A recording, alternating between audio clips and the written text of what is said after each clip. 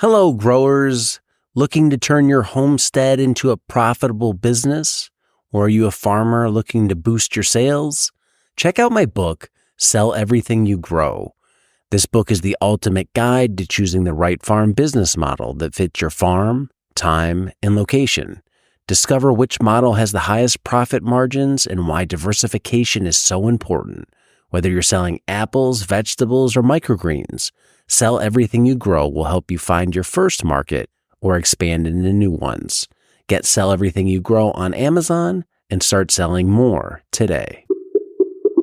Could people who are into this wood chip gardening be potentially setting themselves up for failure if they're growing vegetables? Because at some point, that 1-to-1 ratio goes too much in favor of fungi, which is for these higher order species, not what you're trying to grow in a vegetable garden, and your soil's out of whack for vegetables, because you're providing that food source for fungi to break down. All these wood chips, fungi can have a field day. You can get this proliferation of fungi. If you remove the wood chips and you just have compost being applied, you leave, say, root mass in the soil, I don't feel like, and I might be wrong on this, that you're introducing as much food for fungi so that balance stays closer to that 1-to-1.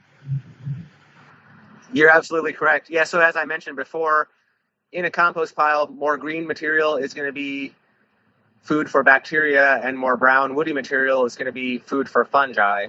And so by using wood chips in your garden, you're promoting fungi, or you're likely promoting fungi. And so, you'll notice that people who grow lettuce and use wood chips as a mulch have issues even kind of from the beginning. Another part of it has to do with, and again, I don't have a chemistry background, so I'm not able to explain it fully, but the nitrogen cycle. So when you've got bacteria breaking down organic matter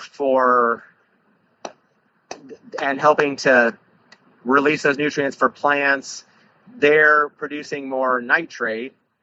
And when you get more fungi in the system, you're working with more perennial type stuff, and you get more, the form of nitrogen is ammonium. So plants that are in the later stages of succession are going to be working with fungi more and using more of the ammonium form of nitrogen, and plants in the earlier stages of succession are going to be using more the nitrate form of nitrogen. The nitrates put out bacteria more, and the ammonium's put out by fungi more. And so it's a matter of what you're getting from that, what's being released from that biology. So to really recap everything we've talked about so far in the first 40 minutes, we've established that you want compost that's fungally rich. So you're going to need to build that pile with food sources for fungi in addition to bacteria. So if you're just using all vegetable waste without a woody component, you would probably have less fungi. You're going to have less fungi, and you're going to have nasty compost. If you've ever seen anyone who's just put food waste in a bucket trying to compost their food waste, it turns into a slimy, nasty mess. You need brown material for a number of reasons. That's the chemistry between browns and greens going together is what really sets off the composting process more, where you're getting that action from the microbes that's increasing heat and things like that. Yes, it does happen in wood chips and things like that, but that's composting. So, but yeah, you need brown woody stuff for several reasons in a compost pile. You want it to help add foods for fungi, but the brown woody material is also what's going to give some structure to the compost pile. So in that same sense, you want different sizes of material when you're building a compost pile. If you when you put something in a blender and or chop something up very small, you're creating that much more surface area, which you would think would make sense. If you're creating that much more surface area, you get more microbes that could move onto the surfaces, right? You get where I'm going? So if you had like if you have flour, think of how much that powder form, you've got tons of surface area for microorganisms to break down, but there's going to be no breathability if you had a giant compost pile that's the consistency of flour or a powder like that. So you need, it's kind of small, medium, and large things in a compost pile. If you're using food waste, you want to mix some leaves in there, maybe some straw, some wood chips. So the wood chips are going to be some nice fluff where it'll help give it little pockets of air where moisture can move in. The same as with soil, we want good soil structure, which is what these microorganisms are going to bring about, is the chance for air and water to move through the soil. We want that same thing in our compost pile. So we want a variety of, not only a diversity of plants and stuff going into the pile, but we want different sizes of things. But yeah, again, you asked about, so me personally, I'm trying to get more fungi going in any pile because most soils that we come across are degraded and need more fungi.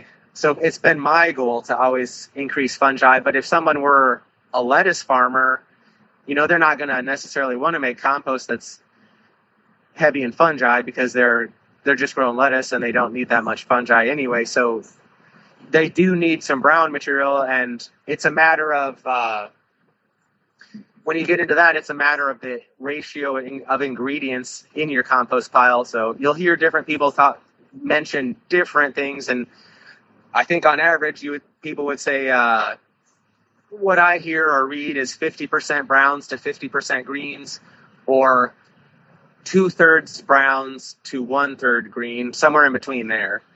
But yeah, in the sense that I was talking about, green stuff is food for bacteria, brown stuff is food for fungi. If you're trying to get a more bacterial dominant pile or trying to get more fungi going, then you'd want to have your ratio in your pile have more green than brown stuff. Or if you're trying to get more fungi, you're going to want more brown than green stuff. And it does come to a point where you can tip the scale too far either way. Like if you've got 90% brown material in your compost pile and 10% green, you're going to get compost, but it's going to take a really long time because you've got a lot of energy stored in that carbon from the wood that needs to break down, and it's going to take a really long time. In the same sense, when you have too much green, that's what I mentioned before, and you don't have enough brown, then you just get a pile of slop. You don't get there's really no consistency to it, or the consistency is slop. There's no structure to it, is what I meant to say, where it just doesn't turn out as good quality compost. So yeah, in that sense, to give people some instruction, if you're trying to build a more fungal dominant pile, or trying to get more fungi in a pile, I would say don't use more than 70 to 75%. 75%, yeah, probably at the highest. Browns, 25% greens. And it's hard in the same sense, probably. If you're trying to get more bacterial dominant compost, I'm trying to think, because I'm never trying to do that, so I don't really think about that. I wouldn't go more than, 50-50 even for a bacterial dominant compost, or just, maybe not as many wood chips and just other types of brown sources that might be easier to break down than wood chips. So you might not get as much fungi going. Today's episode is brought to you by Modern Grower, a proud retailer of the Sumi Soaker system. The Sumi Soaker system is an irrigation game changer. It offers multiple advantages for market gardeners. Even gentle watering without dry spots common with wobblers. The system is lightweight and portable, so you can use it with quick rotation crops. It's low maintenance with no parts to break or clog. It's versatile. You can use it for direct seeding, transplants, and cover crops. And it's very cost effective compared to overhead options. And maybe one of its best and most unique features is it can put down water in a rectangular pattern, which is very different than rotating sprinklers that leave circular patterns often with dry corners and overwatered centers. If you want to learn more about the Sumi Soaker system, use the link below or visit us at shop.moderngrower.co.